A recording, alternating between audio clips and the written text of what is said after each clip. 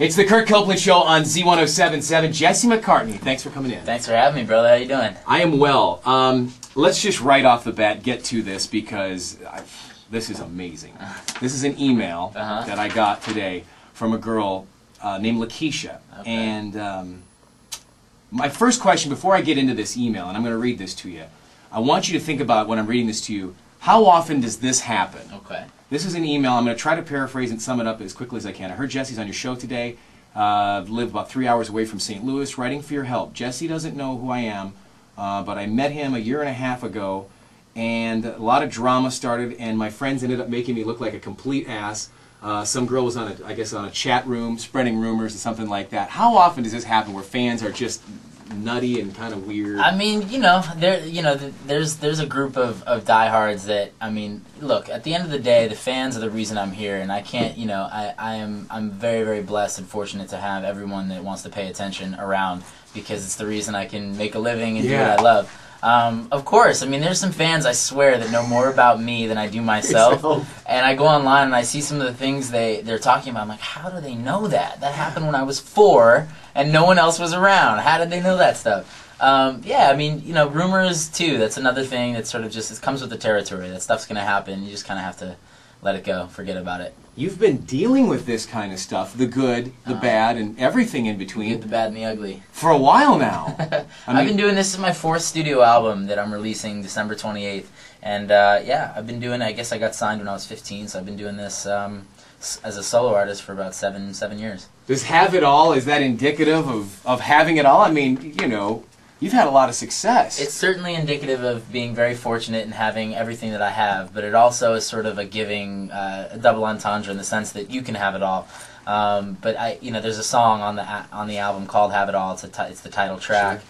And yeah, man. I mean, it's my 4th studio album. I feel at this point I've really taken all of the creative reins and really been just steering the direction of the album. Starting with the last album, but really now with this record, it's certainly, I feel like I've finally landed in a place that I'm comfortable with and people are comfortable with. So it's a good place to be. It's a good headspace to be in. And that leads me directly to my next question. I read that you were really happy about this, and you just alluded to it, kind of having a newfound freedom that maybe you haven't enjoyed before in the creative process. And so with that newfound freedom, what kinds of things, I don't know, maybe it's a lyric? Maybe it's things you would not have otherwise have sung about before? Where are you branching out maybe in new directions? For this album, I definitely wanted to make sure that there were no limitations lyrically and content-wise. I didn't want to get boxed into any sort of stereotype or have somebody say you can't really talk about that, because it just doesn't make any sense. Like, that's why music is so that you can do what you want to do. And at this point, I'm an adult. I'm 23 years old, and I'm a young adult, and I've kind of seen the world as it is. And it's sort of my perspective, specifically with relationships and with women, the ins and outs, and what that's like. And it makes for great songwriting. And so, yeah, there are a few songs that people I think are going to go, really? That's Jessie? But that's only because it was done on purpose. I didn't want to have anybody telling me what I couldn't do. And I think that with the help of some of these producers, they kind of helped me crystallize that goal. And at the end of the day, you are a real human being that has to experience real human stuff to write songs like that. Absolutely. And I've been through a lot of the same stuff that everyone else at my age has been through. And that's what makes it fun, I think, for the audience as well. It's that, it's accessible, relatable to those who are listening. The big Mike is over there in the other studio, and I wanted to give him credit. He's busy working on stuff because he's just awesome. And we were talking about you coming in here today, and I thought to myself, poor guy.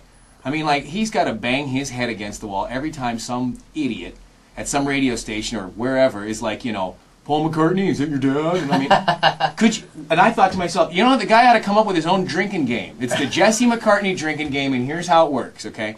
Every time you go to a radio station or you're on MTV or whatever, and somebody, probably doesn't happen with MTV much, but, you run into some idiot who brings it up like that, and you're like, that's it, and just open a bottle of whiskey and start drinking. It doesn't really, it doesn't bother me. It's a common misconception. Obviously, there's not a whole lot of people with the last name McCartney in the music industry, so it's a fair assessment. Right. I think that, I wish he was related to me in some way. That'd be awesome.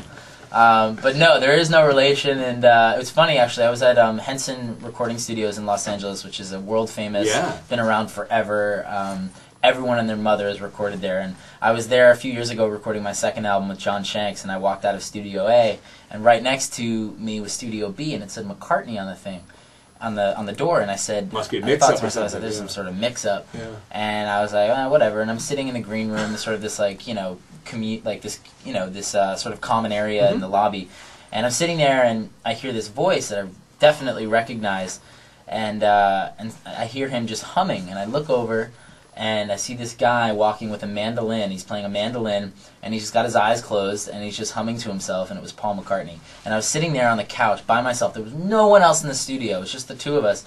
And he just kind of like went through, and he opened his eye, like one eye, and looked at me, and he just kind of nodded with a smile. And he kept going, and it was like time stopped for a second. It was like a one moment I had with Paul McCartney, and whatever I was doing at the time meant nothing. I had like a pen and paper, and I was writing. I was like, what is that? This is crap compared to whatever he's coming up with. And it was a special moment. But it was, everyone always asks, are you related to him? Father and son. The closest I've been is I've been in the studio next to him.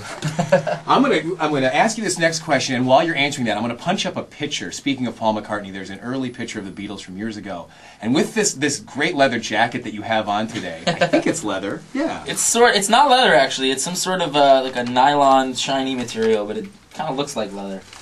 It's a great looking jacket, and I'm going to punch up this picture because you look a lot like him in this one particular picture. But first, let's get back to the album. And a lot of collaborations, of course, they go on with music now, and you're working with some great people. Let's talk about, maybe as you look ahead, collaborations, things that, have always been in here. You want to do it, but just haven't gotten around to it yet. I've known about Bruno Mars for a long time. When I was recording my third album, he was in the studio somewhere. I forget who I was working with, but I saw this guy in the back of the studio, and he was just kind of jamming out on the piano, and he was singing. And I remember walking in going, guys, who is that kid in there? I said, he's unbelievable. Have you guys been listening? And they're like, I don't know, we don't really... How long ago was this? Probably 4 years ago. He was just kind of showing up on the scene? Just kind of showing up, and barely just got signed, I think, and...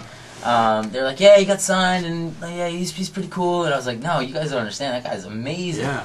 And I remember then thinking like, it would be cool to do a song with that guy. And now he's busted all over the radio. And I was talking to my guitar player, and we were kind of kidding that like every note that he has sung or sang at this point has been perfect. Like he's had like the golden notes. He's like a baseball player that hasn't struck out yet. Exactly. Yeah, it's all base hits. Big fan, and I think like listening to the radio these days, I'm happy that my songs are kind of in.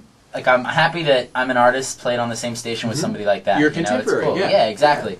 But as far as future collabs, I mean, he would definitely be one of them. It'd be fun to do a record with him, and I don't know, it'd be fun to do some more urban stuff too. I did, on this album, I worked with Tyga from Young Money, who's this sort of fresh, new, young face of that whole group.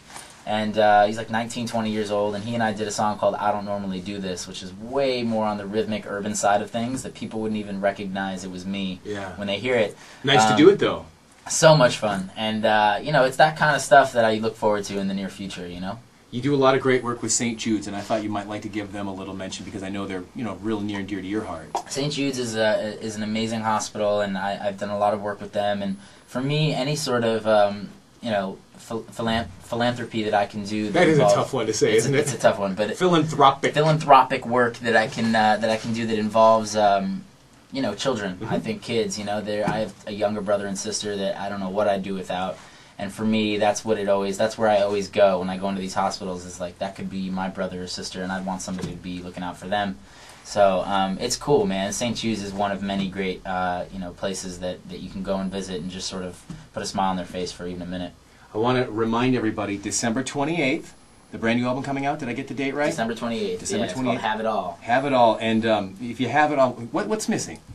What's missing? What's missing? At this point right now, man, nothing. I really can honestly say this is probably the happiest I've been. The only thing is figuring out at one point or another if I'm going to settle down or not.